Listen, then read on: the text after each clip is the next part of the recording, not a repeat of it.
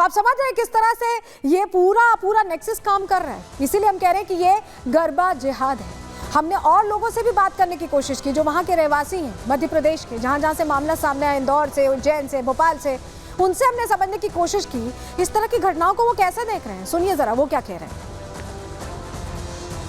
पूर्णतः गैर कानूनी है और ये तो आदतन अपराधी रहते हैं और इसके लिए सबसे सही उपाय यही है कि आमंत्रण पत्र भेजें। जिनके पास है या आमंत्रण पत्र है कृपया वही प्रवेश करें, अन्यथा बिल्कुल भगा दिया जाए इनको। क्योंकि क्या ये जानबूझ के अंदर जाना, वही जो है लव जिहाद और ये सब जानबूझ के फंसाना लड़कियों को। और थोड़ा बहुत हमारे यहाँ पे समाज में जागरूकता लड़कियों को स्पेशली लाना पड़ेगा। ये समस्या निरंतर बढ़ती जा रही है।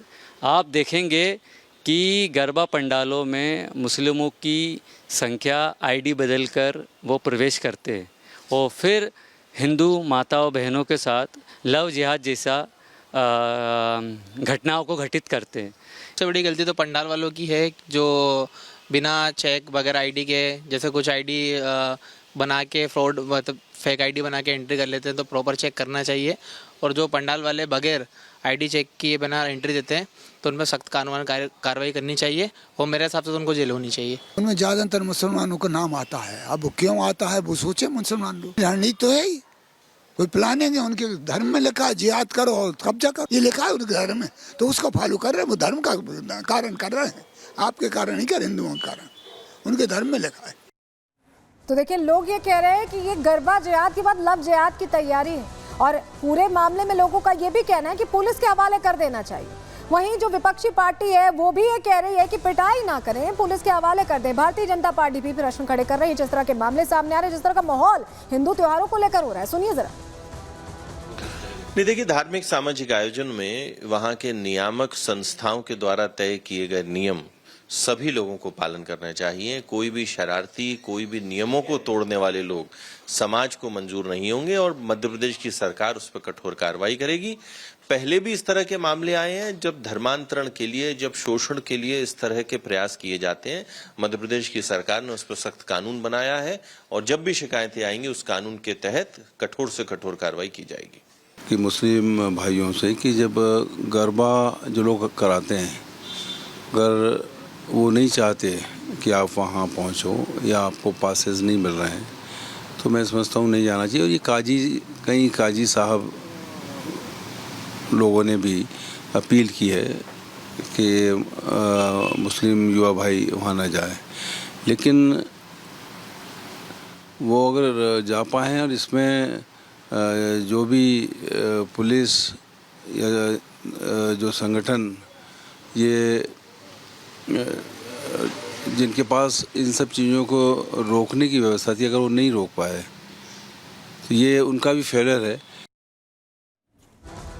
तो प्रश्न इसीलिए पूछे जा रहे हैं क्योंकि मामले ऐसे सामने आ रहे हैं। बार बार ये जिहाद का अलग अलग पैटर्न हर तरह से प्रश्न खड़े कर रहा है कि आखिर हिंदू त्योहारों पर किसकी ये साजिश है कि वो माहौल खराब करना चाहते हैं। आप भी सतर्क रहिएगा, सावधान रहिएगा, ये खबर इसीलिए आपको दिखा रहे हैं। चलिए आगे बढ़ते हैं, अगले सेगमेंट का रुख करते हैं और अब बात करने वाले हैं वॉर जोन की, क्योंकि इजराइल अपना एक्शन प्लान तैयार कर चुका है और इसको लेकर हरी झंडी मिल चुकी है सीधे अमेरिका से।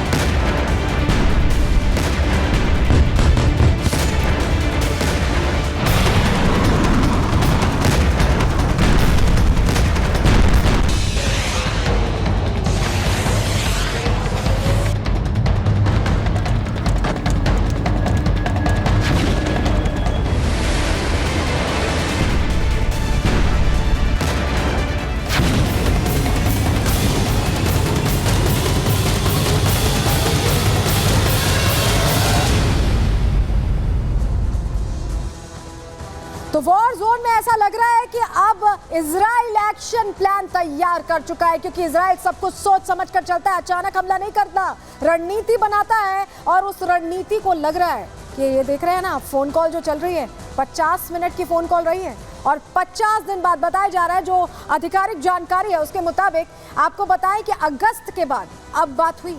और ये जो 50 दिन बाद बात हुई है, इसमें 50 मिनट की बात का सार यही है कि इजराइल ने तय कर लिया है कि ईरान में कहां अटैक करना है और बाइडेन ने हरी झंडी दे दी। और कमला हैरिस से भी बात हुई है, क्योंकि वहां पर भी सिनेरियो अमेरिका में बदलने वाला है।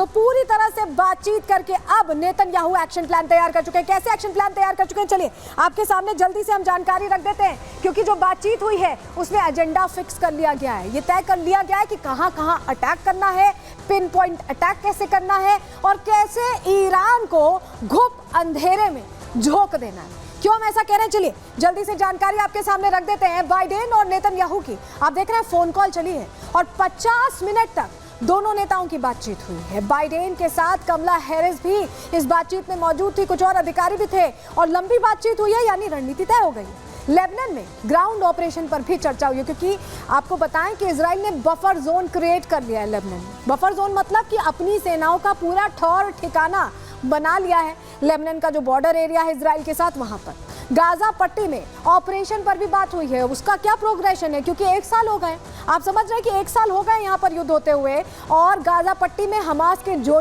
ठिकाने थे वो तो फ्लैट हो चुके हैं, नेस्तनाबूद हो चुके हैं। ईरान के परमाणु और पेट्रोलियम निशाने पर हैं। नेतन्याहू ने बाइडेन को अपना पूरा एक्शन प्लान ब्रीफ कर दिया, बता दिया है, क्योंकि अमेरिका लगातार समर्थन भी कर रहा है, हथियार भी दे रहा है। बाइडेन ने नेतन्याहू को अपना समर्थन दे दिया, यानी हरी झंडी अमेरिका से मिल चुकी है। इस बातचीत को काफी इंपॉर्टेंट माना जा रहा है, काफी अहम माना जा रहा है, क्योंकि 50 दिनों में पहली बार ऐसी बातचीत हुई है और बातचीत का निष्कर्ष क्या निकला है ये कुछ ही दिनों में पता चल जाएगा, क्योंकि लग रहा है कि अब इजराइल ज्यादा वक्त बर्बाद नहीं करने वाला है। वहीं आपको बताएं कि विदेश विभाग के प्रवक्ता, यूएस के विदेश विभाग के प्रवक्ता मैथ्यू मिलर से भी ये समझने की कोशिश की गई कि आखिर प्लान ऑफ एक्शन क्या है, तैयारी कितनी बड़ी है, अमेरिका किस तरह से बैक कर रहा है। इन तमाम सवालों का जवाब देते हैं आपको, सुनिए।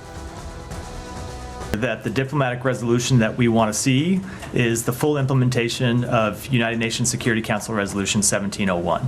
That has been our priority, and it's what you've heard from the United States going back to the immediate days after October 7th when Hezbollah began launching rocket attacks against Israel.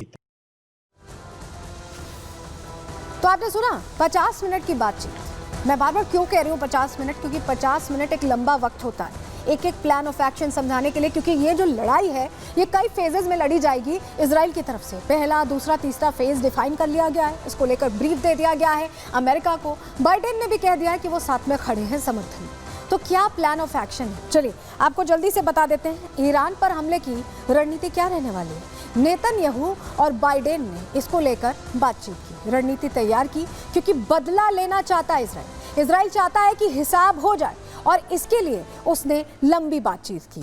Iran को सबक सिखाना चाहता है। आपको याद होगा 1 अक्टूबर की वो तारीख जब 181 मिसाइलें धड़ाधड़ यहाँ पर एक तरह से अटैकिंग मोड में अटैक करके इजराइल को नुकसान पहुंचाने के लिए प्लान ऑफ एक्शन पे ईरान ने काम किया था। लेकिन उस वक्त यूएस के जो वॉरशिप्स थे और साथ ही जो इजराइल का एक तरह से सिस्टम है, आयरन डोम सिस्टम, जो रेजिस्टेंस सिस्टम है, उसने काम किया और सुरक्षित रखा इजराइल को। लेकिन कोशिश तो की गई थी और बदला लेगा इजराइल।